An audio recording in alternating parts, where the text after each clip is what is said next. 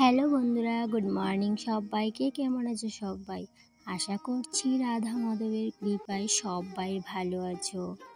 তো আবারও তোমাদের সবাইকে গিন্নিশালা রান্নাঘর ব্লগসের তরফ থেকে অনেক অনেক ভালোবাসা ও ওয়েলকাম জানিয়ে আজকের কাজকর্মগুলো শুরু করলাম। তো সকালের চা জল খাবার সমস্তটাই হয়েছে। এখন এই যে রান্না তো করতে হবে, তাই জন্য প্রথমে ডালটা বসিয়ে দিলাম ইন্ডাকশনে। এবার আস্তে আস্তে ঘরের সমস্ত কাজ বাজ করে নেব। তো সবার প্রথমে ভাবলাম চায়ের বাসনগুলো ধুয়ে নিয়ে আসি। তো বাসনগুলো ধোয়ার আগে এই যে চা পাতাগুলো দেখতে পাচ্ছ, সেগুলোকে না রেখে দেবো এই প্লেটের মধ্যে। কারণ কি, এই চা পাতাগুলোকে না আমি একদমই ফেলে দিই না। যেহেতু আমি গাছ লাগাতে একটু ভালোবাসি, সেই জন্য এই চা পাতাগুলোকে একদমই ফেলে দেবো না। তো ওগুলোকে সবজির যে জাবরা বাকলগুলো থাকে সেগুলোর সাথে রেখে দেব। তো যেই চায়ের বাসনগুলোকে নিয়ে বার হলাম, তখন দেখি জল আসলো। তো জল আসার কারণে বাসনগুলোকে রেখে সোজা চলে আসলাম এই যে ট্যাঙ্কির কাছে। কারণ এই পাইপ লাইনটা লাগাতে হবে, তারপর তো ঘরে জল যাবে। আর যেহেতু আমার কোমর ব্যথা, আমি ঘরে জল নিতে পারি না, অনেকটাই কষ্ট হয়। তাই জন্য কিন্তু এই পাইপটা দিয়েই জল নিতে হয় সব সময়। আর দেখো, পাইপটা লাগাতে না অনেকটাই কষ্ট হচ্ছে। তো অনেক চেষ্টার পর অবশেষে কিন্তু লাগিয়ে নিলাম। তো পাইপটা লাগাতে লাগাতে মাসিমণির সাথে গল্প করছিলাম। তো এমনিতে তো মাসিমণি সবসময় আসতে পারে না আমার ঘরে, কারণ কি সবসময় কাজের মধ্যে থাকে, কাজের মানুষ। তাই জন্য এই যে এখন একটু সময় পেলাম, তাই জন্য একটু কথাও বলে নিচ্ছি। তো মাসিমণি বলতে আমার বড় জায়ের মা। তো এই যে সময় করে কিন্তু একটু কথাও বলে নিলাম। তো এমনিতে তো সময় একদমই পাই না, সারাদিনই কাজের মধ্যে থাকতে হয়। আর এদিকে দেখো, এই যে পাইপ লাইন লাগিয়ে সোজা চলে আসলাম ঘরে। এবার জলের ড্রামটাও ভরে নিলাম। এবার কিন্তু ফিল্টারও জল দিয়ে দিয়েছি। তারপর ভাবলাম ড্রামটাকে একটু মুছে নিই, কারণ প্রত্যেক দিনই ড্রামটাকে মুছতে হয়। না হলে কি হয় বলো তো, উপরে জল জমে থাকে আর কীরকম একটা হয়ে থাকে, জলের দাগ পড়ে যায়। আর সেক্ষেত্রে এদিকে দেখো, ডালটা যে বসিয়েছিলাম ডালটাও কিন্তু সিদ্ধ হয়ে গেছে। এবার কিন্তু ইন্ডাকশনটা বন্ধ করে দেব। আর তার সাথে চায়ের বাসনগুলো তো ওইদিকে রেখে আসলাম, ওগুলাও কিন্তু ধোয়া হয়নি।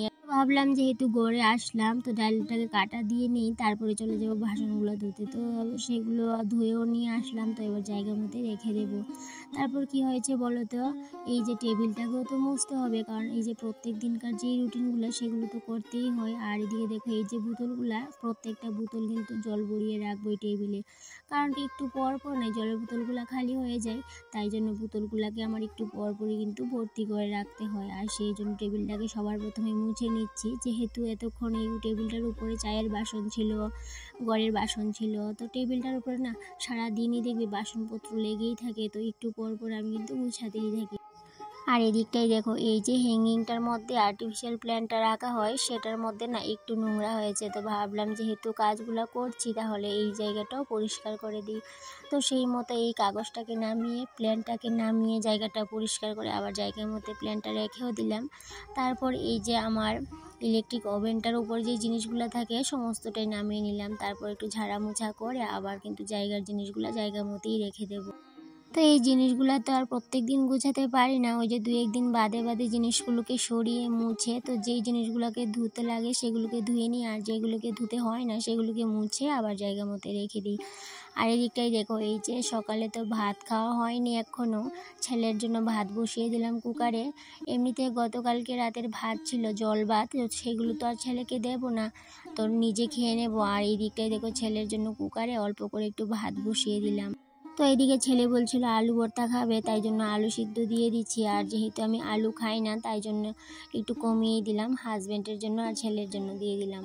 আর ছেলের জন্য আলু মাখাটা করে নেব। আর দেখো, কুকারে তো বেশি ভাতটা করা হয়নি, কারণ কি যেহেতু ছেলে একা খাবে, আর হাজব্যান্ড যখন দুপুরে আসবে তখন কিন্তু আবার নতুন করে আমি ভাত রান্না করব।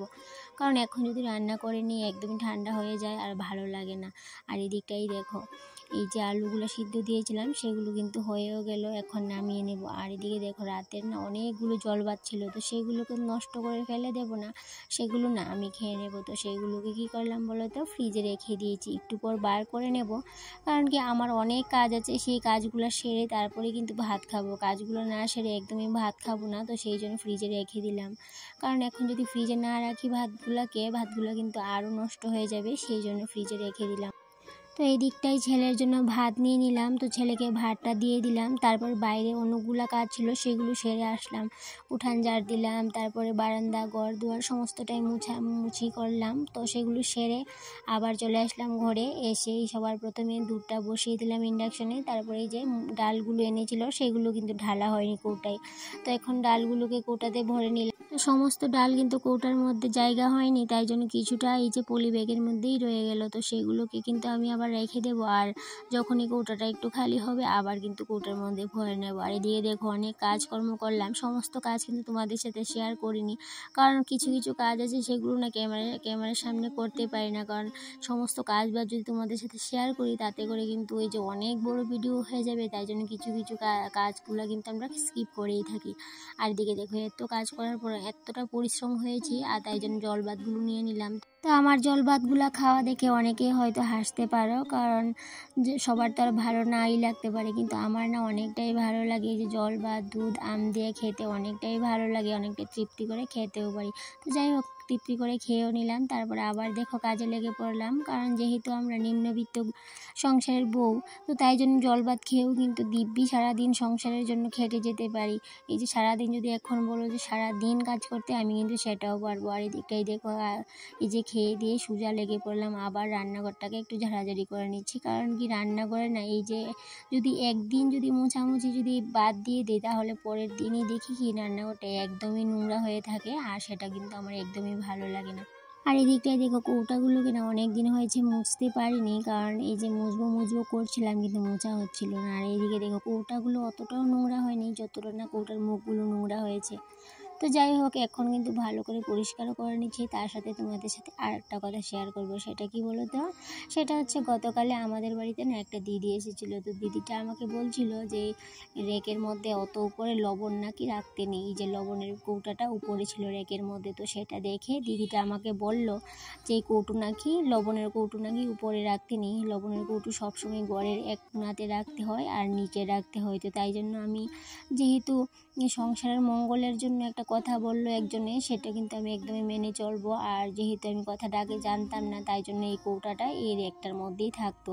আর এখন দেখো এখন কিন্তু আমি কৌটাটাকে এই রেকটার মধ্যে রাখিনি, এখন কিন্তু ভাবছিলাম যে লবণের কৌটাটাকে সবসময় আমি নিচেই রাখবো। যেহেতু এই কথাটার মধ্যে সংসারের মঙ্গল অমঙ্গলের কথা আছে, সেই জন্য মেনে চলাই ভালো, তাই জন্য আমিও মেনেই চলবো কথাটা। আর জানি না তোমরা জানো কি না, আমি কিন্তু আগে এই কথাটা জানতাম না। আর এদিকটাই দেখো এই যে এই র্যাকটাকেও কিন্তু অনেক দিন হলো গুছানো হয়নি, তাই জন্য ভাবলাম না র্যাকটাকে একটু ঝাড়াঝাড়ি করে কৌটাগুলোকে সরিয়ে সমস্তটাই মুছে আবার কিন্তু জিনিসগুলোকে জায়গা মতো রাখবো। আর যখন র্যাকটাকে পরিষ্কার করছিলাম তখন কি হয়েছে বলো তো, একটা কাণ্ড হয়েছে। একটা টিকটিকি আর একটা টিকটিকিকে এমন কামড় দিয়েছে, আর টিকটিকির লেজটা না খসে পড়ে গেছে। তো সেটা কিন্তু পরে একদম র্যাকের নিচে চলে গেছে। তো আমি ভাবলাম না আগে র্যাকটাকে পরিষ্কার করে নিই, তারপর ঝাড় দিয়ে এই টিকটিকির লেজটাকে বার করতে হবে, নাইলে দেখো কতটা নোংরা হবে ঘরটা। তো তাই জন্য এই যে সমস্তটা আগে ভালো করে মুছে নিয়েছি র্যাকটাকে, তারপরে যে ঝাড় দিয়ে টিকটিকির লেজটাকে বার করে দিলাম।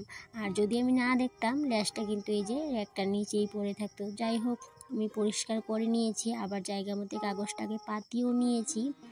তো এখন জায়গা মতো আবার জিনিসগুলোকে মুছে মুছে রেখেও দেব। আর কবে থেকেই ভাবছিলাম এই রেকের জিনিসগুলোকে বার করে ধুয়ে দেব, কিন্তু আর হচ্ছে না।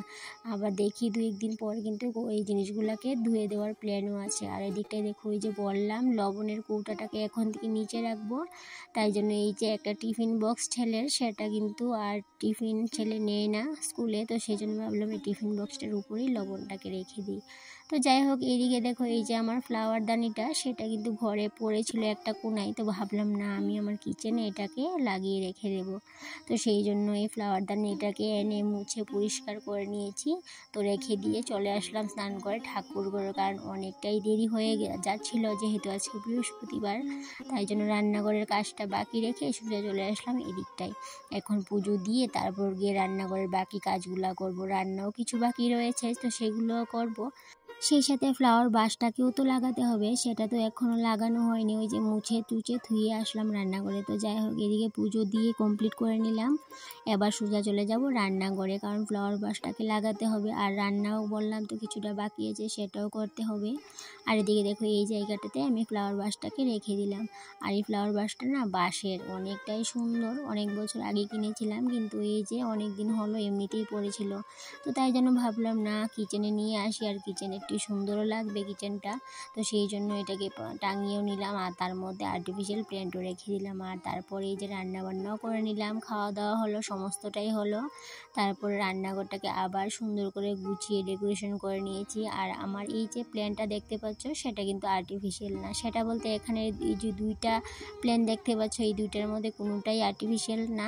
তো এই দুইটার মধ্যে একটা প্ল্যান্ট ছিল অনেক দিন আগে অনেকটাই নষ্ট হয়ে গিয়েছিল, তো সেটাকে বার করে রেখেছিলাম। এখন না আবার দেখতে অনেকটাই সুন্দর লাগছিল, তাই জন্য আবার ঘরে নিয়ে আসলাম, কারণ অনেক আগে এই প্ল্যান্টটা রান্না করেছিল। তো এখন বাজে বিকেল 3টা। ওই যে সকালবেলায় ঝোল ভাত খেয়েছিলাম, এখনও কিন্তু খাওয়া হয়নি। ভেবেছিলাম যে ঘরটাকে আগে ডেকোরেশন করা হয়ে যাক, তারপর ভাত খেয়ে নেব, কিন্তু হাজব্যান্ডকে আর ছেলেকে কিন্তু খাবারটা দিয়ে দিয়েছিলাম, তারা কিন্তু খেয়ে নিয়েছে, কিন্তু আমার খাওয়া হয়নি। ওই যে গৃহিণী দায়িত্ব যেহেতু সংসারের কাঁধে আছে, একটা চিন্তা কিন্তু থাকেই যে কাজ বাজ আগে খাওয়া দাওয়া পরে।